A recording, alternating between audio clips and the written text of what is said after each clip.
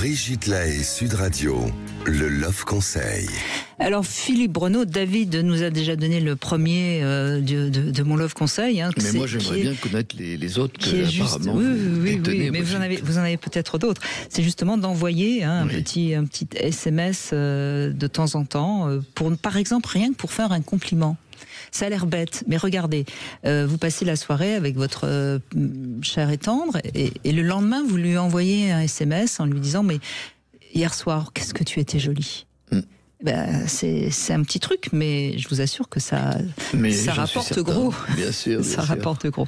Bref, en tout cas, ce qui est important, c'est déjà de se consacrer au moins, je vais être très large, mais il faudrait que ce soit au moins une fois par semaine.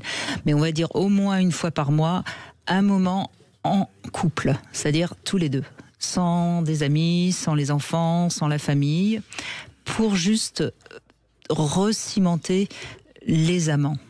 Alors, ça ne veut pas dire qu'il faut forcément faire l'amour, hein, mais au moins avoir une fois par mois une parenthèse qui vous permet de vous retrouver tous les deux. Vous êtes d'accord avec ça? Votre prudence, Brigitte, puisque vous avez dit toutes les semaines, tous les mois.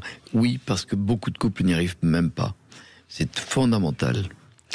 C'est fondamental et donc c'est important. Et il faut le programmer parce que sinon vous allez laisser passer les semaines et un an après vous n'aurez toujours pas passé votre soirée ensemble ou votre après-midi ensemble. Pourquoi pas? C'est pas obligé que ce soit une soirée, mais en tout cas au moins 2-3 heures ensemble. Ensuite, l'idéal c'est d'avoir une petite passion commune ou en tout cas une occupation commune. Autre que regarder la télé, se nourrir ou s'occuper des enfants. Ça peut être n'importe quoi, hein. Mais ça peut être d'aller au cinéma, ça peut être d'aller se promener, ça peut être de faire de la moto, ça peut être de travailler dans une association, mais quelque chose en commun, parce que on le voit, les couples qui, par exemple, ont comme projet, quand ils se marient, d'avoir des enfants, d'avoir une maison, le jour où les enfants sont là, la maison est là, pas suffisant. Et ben le couple commence à mourir. Hein. Donc c'est vraiment important d'avoir une passion commune.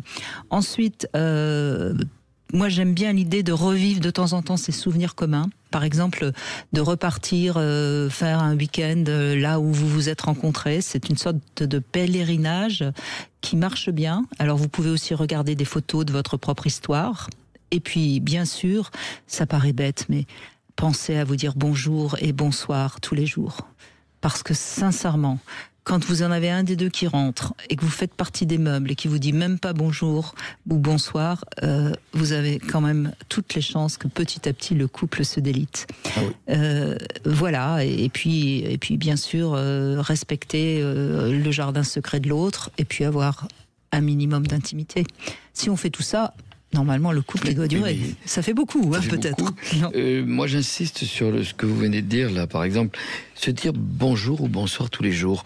On n'en parle jamais et c'est tellement vrai parce que la banalisation du quotidien, j'ai pas besoin de te dire bonjour ou bonsoir puisqu'on est tout le temps ensemble. Oui, mais à ce moment-là, on va devenir des étrangers ou alors on va se familiariser, et ça a été utilisé dans ce terme, tellement qu'on sera devenu, en tout cas, plus des amants. Non. On est de la famille, donc on se dit pas bonjour ni bonsoir, mais je vois pas comment on pourrait se rapprocher, parce qu'à ce moment-là, dans la famille, il y a une dimension anti-proximité. On fait pas l'amour dans sa famille. Hein, si on laisse s'installer le fait d'être famille dans un couple, on va s'éloigner. Donc voilà, j'espère que vous avez pris des notes. Bien. Sinon, vous pouvez réécouter en podcast. De toute façon, à tous les moments, vous savez que sur les applis Sud Radio, vous pouvez nous écouter ou réécouter parce que vous n'avez peut-être pas eu le temps de prendre toutes les notes. Et puis, c'est le moment de vous faire un joli cadeau grâce à Passage du Désir.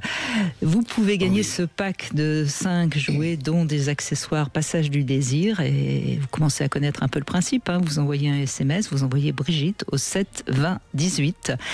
Bonne chance à tous. L'un d'entre vous, évidemment, repartira avec ce pack de 5 jouets. Mon portable, non, Philippe, vous n'avez pas le droit de jouer. C'est réservé uniquement à ceux qui nous écoutent. Demain, vous pouvez écouter Sud Radio et puis vous pourrez jouer. Je vais écrire Brigitte.